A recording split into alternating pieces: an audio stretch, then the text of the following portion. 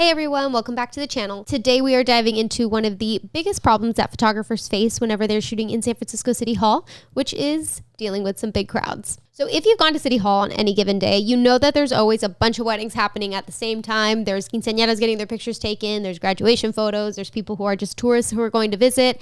There's people who are going into the government building to actually just go into the government building. So these are things that we have to take into account when we're going to be shooting at San Francisco City Hall. Don't be mean. I think that's the biggest thing that's going to come from this video. Don't feel like you have the right to tell people to move. I mean, you can ask politely, but if they don't want to, ultimately, that's totally fine. It's up to them. It's a public space.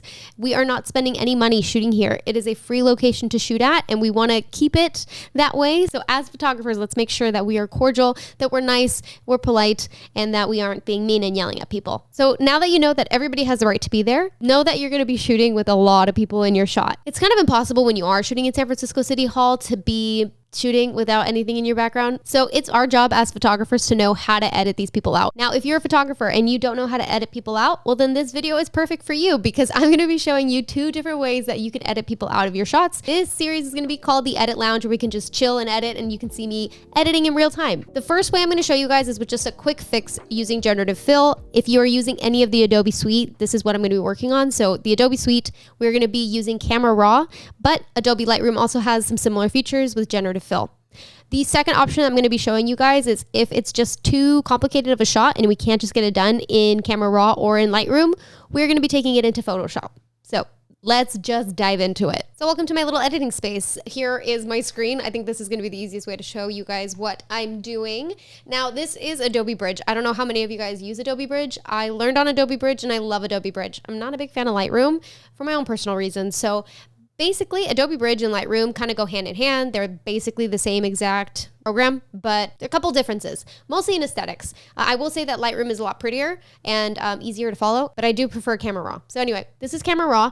I have a couple of images here. Something important to take into account when we are shooting at San Francisco City Hall is it's hard to really stagger or take turns on the staircase on specific days. So days like Fridays where there's just a ton of people, a ton of weddings happening at the same time because there's basically a wedding happening every 4 minutes at the rotunda. We have weddings, bigger wedding parties that are happening on the 2nd floor, bigger ones on the 4th floor. So we're constantly kind of rotating weddings. And then there's always quinceañeras that are there getting their pictures taken and tourists. So it's hard for us to just have an entire staircase to ourselves. Super rare, and honestly, it's not something that you should expect or even wait for. So this is typically why it is hard to take turns on the staircase. Typically when there is a line for the staircase, that's usually for that center shot, but people will be coming in from the 2nd story and coming down onto the staircase, not really taking into account that there's already people there, which could be a little bit annoying, but honestly, with these tips and tricks that we have, you'll be able to edit people out pretty easily. There's just a couple things that I would kind of take into account whenever we're shooting. So the first thing is, as you can see here, a couple things that I'm making sure of whenever we're shooting at San Francisco City Hall. Here we have a couple tourists that are going up the staircase. I know that there's some really iconic things like these light posts. These light posts are iconic to San Francisco City Hall. So whenever we're shooting, I kind of wait until people pass the staircase. And it's honestly, this shot was taken maybe 30 seconds after, once they finish going up the stairs. Things like that are fine to kind of be patient and wait for because people can pass by the stairs. It's hard to edit these images without doing a lot more composite work and a lot more photoshopping if we're taking pictures and people are standing in front of an iconic light post.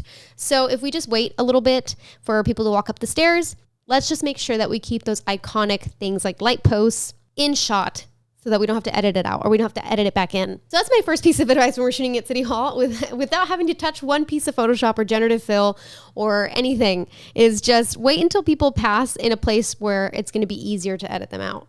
Now, I will say that there are going to be a couple of tough spots that maybe Generative Fill won't be able to help with, and that's with right here on this corner.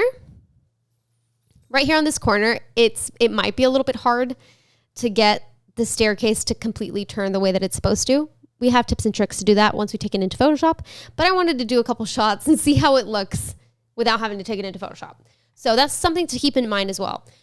Anything that there's like turns, any structures, AI will kind of do whatever it wants. So I'm going to be using Generative Fill, which is an amazing tool. I'm not going to lie. When we're using AI, we're using it as a tool in photography, something that can make our editing speed up a ton when we're editing anywhere between 50 to 100 shots and we want to remove people out of the background, generative fill is kind of our best friend. So I am a big fan of it when it comes to removing people from the background. Okay, so we right click, open in camera raw, and here's our shot. Beautiful. Now, I've already done all of my coloring and all that fun stuff. So we're just going to focus on the generative fill portion. I'm going to focus on the easiest, which is going to be another quinceañera that's up here in the corner. And I want to be really precise with my generative fill because I don't want AI to kind of run crazy, go crazy, and just start filling in things and bringing out demonic little demon child. So we're going to just be super slow when it comes to this. I can see the blue peeking out from here. It's not super noticeable. And when I'm looking at it from far away, obviously I'm not gonna be able to see it. It's something I can, if I wanna be picky, I can go into Photoshop and remove. We're gonna remove this lovely couple from here, as well as this tourist. Okay, and the last thing that we're gonna be removing is this gentleman right here. And I'm hoping that AI can kind of sense that that's gonna be a turn. We never know with AI what's gonna happen. Sometimes interesting things pop out. And we're going to be super careful with her hair.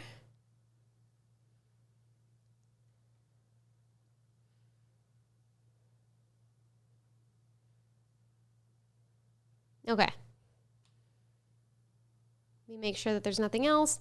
A couple other things that I will always take out from San Francisco City Hall. And if you have been in any of my other editing classes, you'll know I am a stickler when it comes to these like fire alarm things or anything that kind of looks out of place. I will always remove them from my shot. Now what we're going to do is just press remove and we're going to see what AI does. Okay. Now, as you can see with some of the AI, it's not perfect. Okay. Up here, it's not too bad. It's not perfect, but it's not too bad. I'll probably play with it. I actually don't mind that. Now this section here where that person was, it's actually not, I think AI did a great job with that. It's not noticeable at all. It was removed really easily, so I'm not going to do anything else with that. The only thing that I am noticing is that where this gentleman was right here, something about his pants, I don't know what happened with his pants. I might have to redo that completely because I'm going to have to redo this one completely because it just did not do a great job. So we're going to go right back in. Okay, and now we're going to see what happens. Okay, now it's not perfect. The person is removed from the shot. It's not perfect because obviously this is not how the staircase looks. So this is an image that I would later take into Photoshop to perfect that. Okay, now this is what the image looks like just with generative fill. It's not bad. I'll show you what it was before. Now this is what the image looked like before. This is also before any of like the edits, color grading or anything like that. And now, while it's not perfect, because obviously the staircase does not look like this, at least with the people that are in the background that are not in compromising positions, like in front of the corner of the staircase, it's pretty easy to edit them out.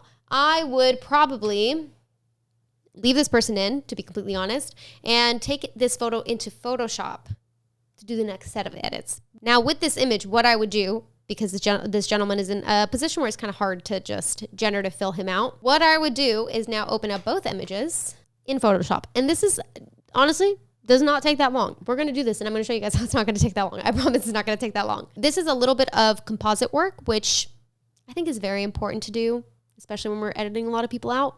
Overall, just a really good thing to learn. I'm not like a complete expert in this either. Okay, so what I basically do in Photoshop with this like very, very quick composite work is I would make a copy of the layer so that I can just remove this just from this top layer. And I would just cut this out. Control J to just isolate this little corner. I'm going to drag this into the image. Place it where it needs to be. And now I can actually remove this person without it looking super crazy. So let's do that. This is a very, very lazy way of doing it, but it gets the job done. And sometimes we just have to get the job done. So what would I do from here? I would make another layer and we're going to use generative fill again. Let's remove his head and let's remove his legs. I will say generative fill in Photoshop is significantly better than it is in Camera Raw. But what you get in Camera Raw is unlimited credits, and what you get in Photoshop is not unlimited credits, unfortunately. So you will be using some generative fill credits because it's using Firefly Image 3. That's necessary. That's pretty new. I don't know how I feel about it yet, but hopefully it doesn't use too many. And there we go. How does this look? Looks good. She looks great. So let's look at this image before and after. How does it look before and after? Are there little tweaks that we can make to make it even more perfect? Yes. And I would say that if you're going to be blowing this picture up to like a 6x8 giant print, which happens a lot at quinceañeras, I would spend a little bit more time to kind of make it blend a little seamlessly. If this is not going to be anything than like an 8x10 or just a digital image, leave it. You can drive yourself crazy, but no one's going to be zooming into this. But if you are going to be printing it pretty big, it would be best to kind of just take a little bit more time with it. But this is a very simple way. I got that done, honestly, in like less than 5 minutes. And half of it was done with Camera Raw and just a tiny bit just to perfect it in Photoshop.